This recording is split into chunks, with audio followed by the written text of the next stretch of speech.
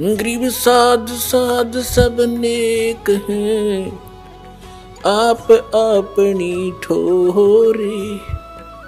जो सतलोक ले जाएंगे वो साधु कोई और।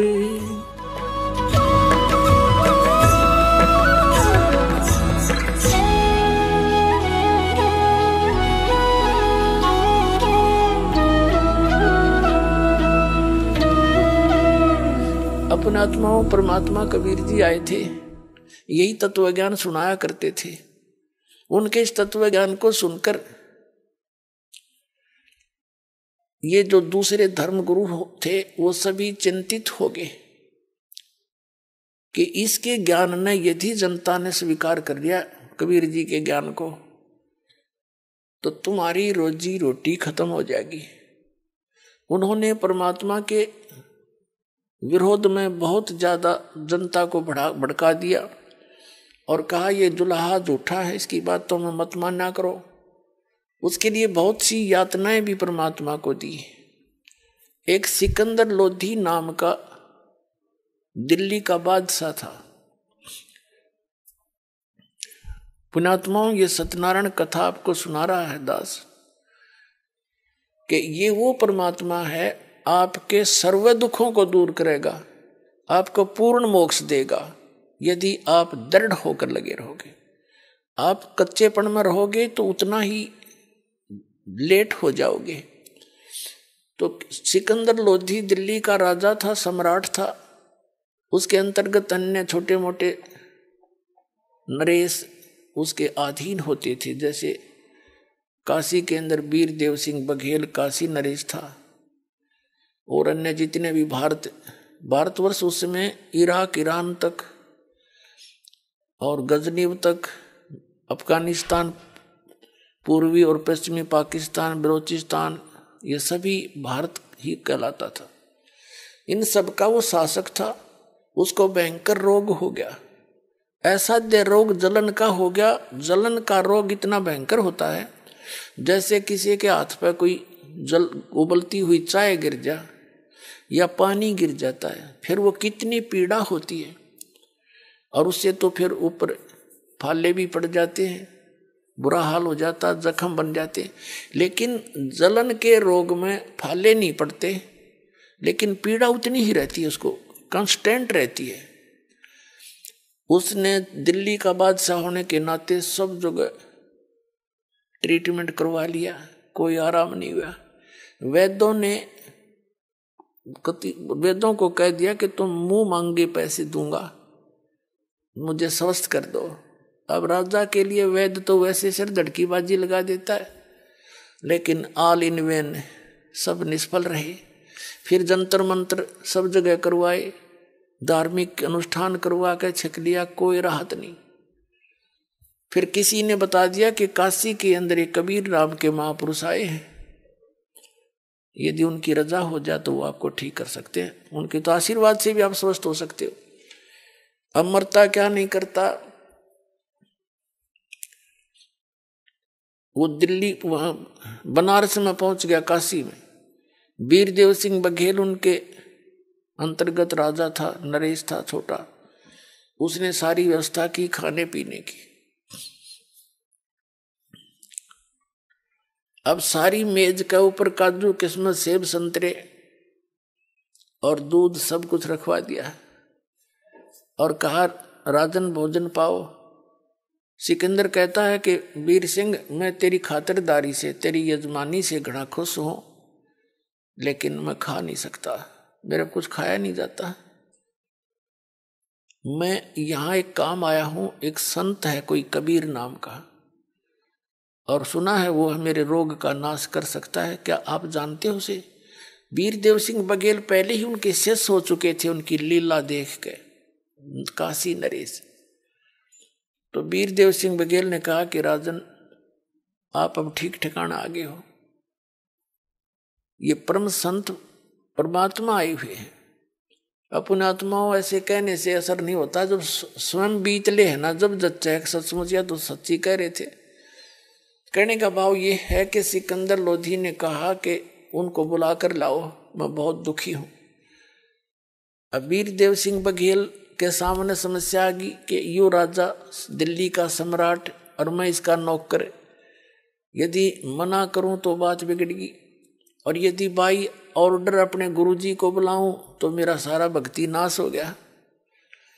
तब उसने कहा कि राजन, जो आपका आज्ञा होगी सिरोधार्य, लेकिन मैंने सुना है सत्संगों से कि संत को बुलाना नहीं चाहिए, हमें स्वयं जाना चाहिए, और यदि हम बाई ऑर्डर बुला भी लेंगे और उन्होंने रजा ना बख्शी तो आना ना जाना बराबर है।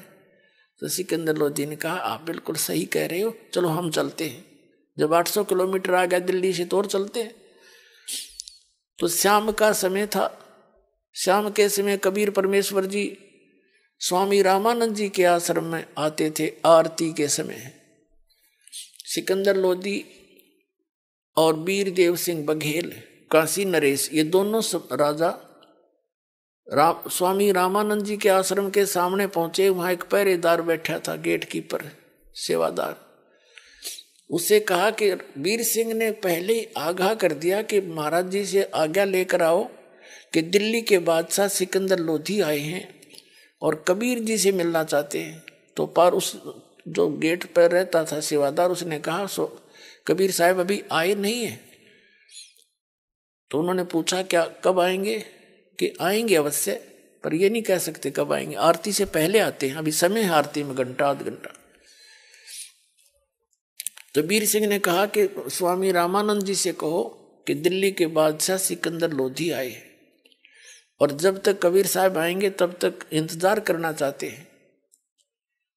अब द्वारपाल ने जाकर कहा कि महाराज जी ऐसे ऐसे दिल्ली के बादशाह सिकंदर लोधी आए हैं और आपके यहाँ आश्रम में कुछ देर बैठना चाहते हैं, जब तक कबीर साहब आए उसका इंतजार करना चाहते हैं। तो अब भी वो जो स्वामी रामानंद जी थे वो पहले तो सभी अन्य कास्ट वालों से, जैसे जुलाहों से, चमारों से, अन्य सभी से वो अपने को दूर रखता था, उनको छूने नहीं देता था, उनको दीक्षा भी नहीं देता था, आश्रम में भी आना अलाउड नहीं था। कबीर परमात्मा ने उसकी वह फड़क निकाल दी थी। उसके बाद वो अन्य जाति वालों हिंदुओं को तो दीक्षा देने लग गया था, लेकिन मुसलमानों से नफरत फिर भी करता था। अब परमात्मा कबीर जी एक तीर से कई शिकार करते हैं। उधर से रामानंद जी को भी अभी 50% भगत बना था, वो उसको भी भगत बनाना था। और सिकंदर लोधी यदि सीधा जाकर परमात्मा मिल लेते, वो क्योंकि उसके हृदय में जगह थी नहीं, होते कह जे डॉक्टर आया था उसके पास, झाड़ा ला देगा मैं चाल पड़ूंगा। और वो चाहते थे कि इसमें भक्ति प्रवेश करूं, और भक्ति प्रवेश उसके अंदर होती हो जो कति आधीन हो जाता है। सिकंदर लोधी को आधीन बनाना था। अब उस सेवादार ने जाके कहा स्वामी रामानंद जी से कि ऐसे ऐसे एक सिकंदर लोधी दिल्ली के सम्राट मुसलमान बादशाह आए हैं, आपके आश्रम में कुछ दिन रुकना चाहते, कुछ देर। रामानंद जी ने कहा कि उसको कहो बाहर बैठ जाए, इन मलेच्छों के लिए इस आश्रम में जगह नहीं है, मुसलमानों के लिए। अब उस आवाज को सिकंदर लोधी भी सुना था, क्योंकि साथ ही कोने में साइड में महात्मा का वहां आसन था। बाहर आंगन में कुटिया से बाहर सिकंदर लोधी के उसी समय तन मन में आग लगी कि यो किसा महात्मा सरफरा क्या बोल रहा है ये। और उधर से आकर सेवादार ने कहा जी आपकी मनाही होगी, क्योंकि आप मुसलमान हैं, इस आश्रम में आना अलाउड नहीं है, आप बाहर ही बैठो। अब दिल्ली का सम्राट, और जिसने ये वचन सुन जा तो वो तो अपने जीवित मौत समझता है, निकाल के तलवार और अंदर घुस गया। हिब कौन रोका उसने? रामानंद सामने बैठे थे और जाते उसकी गर्दन काट दी महात्मा की सिकंदर लोधी ने। अब यू गुस्से में इंसान गलती तो कर देता, ये मन करवा देता, आत्मा फिर रोती है बाद में।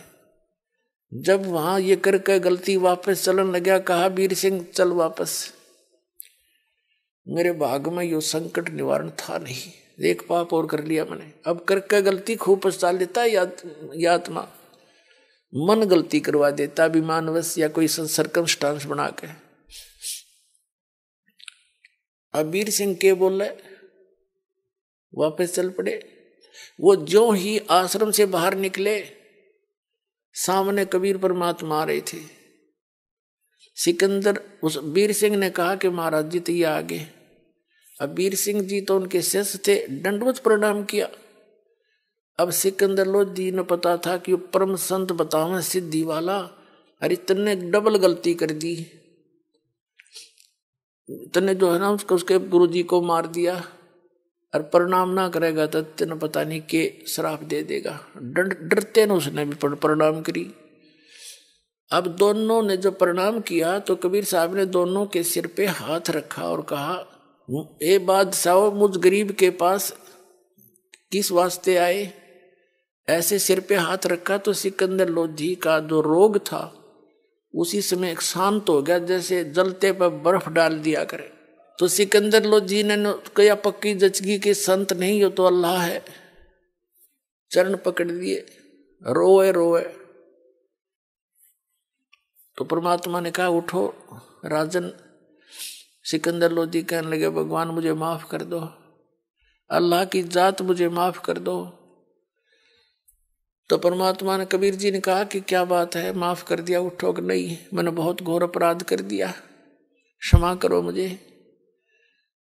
परमात्मा ने कहा कबीर जी ने कि कुछ भी तेरा दोष है, अपराध है, सभी अक्षमा कर दिया। वो तो जानी जान थे। उठो बैठो एक बार, रो ना। तब उन्हें रोते रोते बताया कि मैं आया था इस वास्ते, और स्वामी जी ने ऐसे ऐसे वचन बोल दिए, मैं सहन नहीं कर सका, या मेरी दुर्मति थी और मैंने आपके गुरु जी की हत्या कर दी, मुझसे गलती बन गई। परमात्मा ने कहा कि तेरी गलती नहीं है, इनका संस्कार ही ऐसा था, आपके हाथों ही इसकी मृत्यु थी। ये तो लेख लिखे हुए थे, इसमें कौन रोक सकता है, आप चिंता मत करो। अब सिकंदर लोधी ने सोचा, रे तेरा गजब भैया, गुरु जी की मौत का हत्या कर रखी, इतना शांत बोल रहा है तो सचमुच भगवान है। तो कहने लगे आजा तू जाइए ना सिकंदर। परमात्मा बोले अभी जाना नहीं, इनका अंतिम संस्कार करा के जाना, नहीं तो लोग थूकेंगे तेरे को, निंदा का पात्र बन जाएगा। तो सिकंदर लोधी कहाँ जावा था, साथ साथ अंदर आ गया। अंदर आते ही जितने भक्त आश्रम में रहते थे कबीर जी के पास आए दौड़े दौड़े कि सिकंदर लोधी आया था, गुरु जी मार दिए। पीछे देखा सिकंदर फिर आने लग रहा, सब डर गया, क्यों तो फिर आ गया। सारे शांत हो गए। परमात्मा बोले भाई कोई किसे नहीं मारता, गुरु जी का संस्कार इन्हीं के हाथों था, इनका कोई पिछला संस्कार था, इसने अपना पूरा कर लिया, बात बढ़ाया नहीं करते, और चलो अपना काम करते, अंतिम संस्कार करते। तो क्या किया परमात्मा ने, दंडवत प्रणाम किया। किसको? जो शव पड़ा था रामानंद जी का, गर्दन अलग थी, धड़ अलग से पड़ा था, उसके ऊपर कपड़े डाल रखा था। तो परमात्मा ने अपना गुरु जी के रूप में प्रणाम किया और कहा, गुरुदेव एक बार उठियो, आरती करेंगे।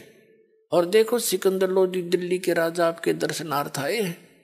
परमात्मा ने ऐसा कहा था, वो धड़ वहां से उठ के, वो सिर उठ के और धड़ पे जुड़ गया। अब जब सामने एकदम से रामानंद जी उठे, सामने देखा फिर सिकंदर को, फिर लाल ने आंखें लाल करी। तब परमात्मा कबीर जी ने बात दिशा बदल दी उस बात की, कहा कि स्वामी जी आप तो महापुरुष हो, आप तो दयालु हो, और महापुरुष ईर्षा नहीं किया करते, राग द्वेष नहीं रखते, वही महापुरुष होते हैं। आप सभी आपके बच्चे हैं, हिंदू और मुसलमान सब आपके ही बच्चे हैं। तो कुछ शांत हुआ। फिर उसने नीचे देखा, उसने देखा कि मेरी तो मृत्यु हो गई थी और उसके शरीर से आधे हिस्से से दूध की धारा निकली थी, सिर कटा जब, और एक धारा निकली थी खून की, रक्त की। तब उस स्वामी रामानंद जी ने परमेश्वर कबीर जी से पूछा कि हे परमात्मा एक बात बताओ, मेरा सिर कटा और इसमें से रक्त की धारा भी निकली, दूध की। इसका कारण बताओ। तो परमात्मा ने कहा कि स्वामी जी, पहले आप अपने आप को ब्राह्मण होने के नाते घना श्रेष्ठ मानते थे, तो आप 100% रॉन्ग थे, 100 के 100 गलत थे, आप बेसिक महात्मा बने फिरो थे। और फिर आपने हिंदू समाज के अन्य सभी वर्ग के वर्ण के व्यक्तियों को स्वीकार कर लिया, आप 50% शुद्ध हो गए। अब अभी भी आप मुसलमानों को अलग मानते हो, ये भी तो उसी परमात्मा के बच्चे हैं, आप ही के बच्चे। संत में इतना दोष होना चाहिए, इसलिए आप 50% शुद्ध हुए, 50% नहीं हुए। और जब तक शुद्ध नहीं होगे भक्ति मोक्ष मिले नहीं। अब वो तो मोक्ष के लिए ही मर रहा था बेचारा, 16 साल की उम्र से गोड्डे रगड़ रहा था। और फिर ये ज्ञान जब सुना तो खड़ा होकर उस वृद्ध व्यक्ति ने सिकंदर लोदी बादशाह को सीने से लगा लिया कि बेटा मेरे से गलती बन गई, मेरी बुद्धि कमजोर है। अपना आत्माओं कहने का भाव ये है कि हम उस परम पिता की इस सत कथा से कोसों दूर रहे। हमने रामकृष्ण की कथा सुन सुन बहरे हो लिए, इनके ड्रामे बना लिए, रामलीला करने लग गए, नाचन लग गए, कहाँ आकर खड़े हो गए। थोड़ी बहुत धार्मिकता थी वह इन रामलीला में सांग करके नाश कर दिया। तो पुण्यात्माओं, अब नए सिरे से स्थापना होगी इस भक्ति मार्ग की। अब जड़ें मजबूत होंगी और शुरुआत से ही सही चलेगी, और फिर से पूरे विश्व में ये सत भक्ति का विस्तार होगा, प्रचार होगा, और पूरा विश्व शांति होगी, पूरे विश्व में शांति होगी।